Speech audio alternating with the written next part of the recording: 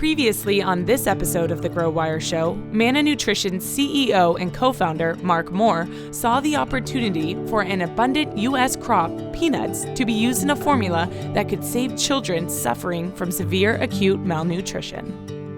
Mark took this vision to large peanut corporations across the nation, but none were able to take the risk of introducing milk into their factories. Really, towards the end, it was getting so frustrating that I was about to quit.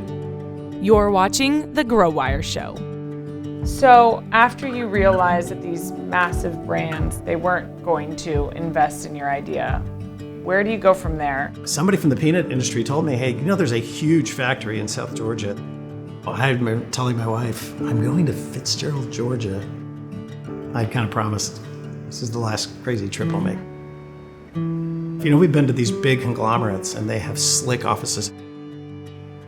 I remember pulling up to their front of their place. It's not decorated. And then I sat down with Alan Conger. Very quickly, he was like, well, I want you to look at the plans I have. And he started talking about plans to build a separate facility. And then he said, you got time to meet the mayor? And I said, yes, sir, I think I do. So we drove down and I met the mayor.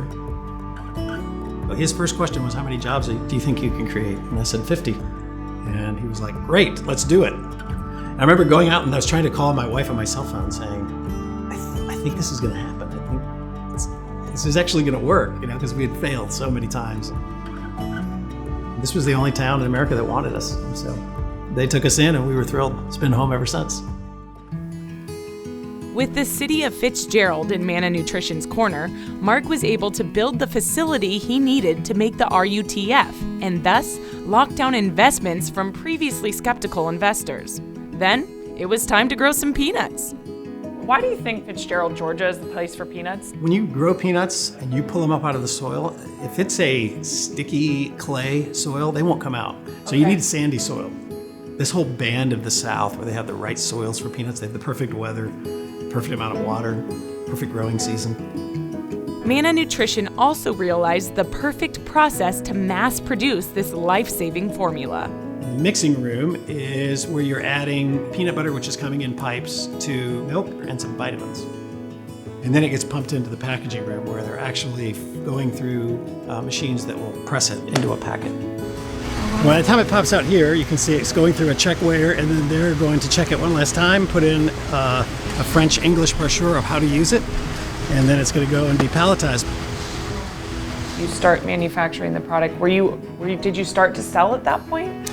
Yeah, we actually went to the UN and said, hey, we're a new plant in the United States. We're a nonprofit, so we're not in this to make money, but we are a public charity that's interested in lowering the price of RUTF. And our shareholders will be the kids who are starving.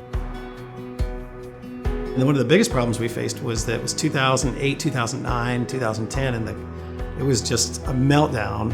The economy was terrible.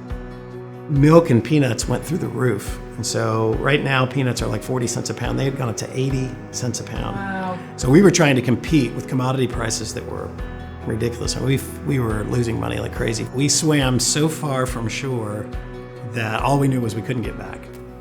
Tune in to part 3 of this episode to see how Manna Nutrition coped with a heartbreaking recession that left investors wanting to bail. They actually called us and said, we have to have a meeting.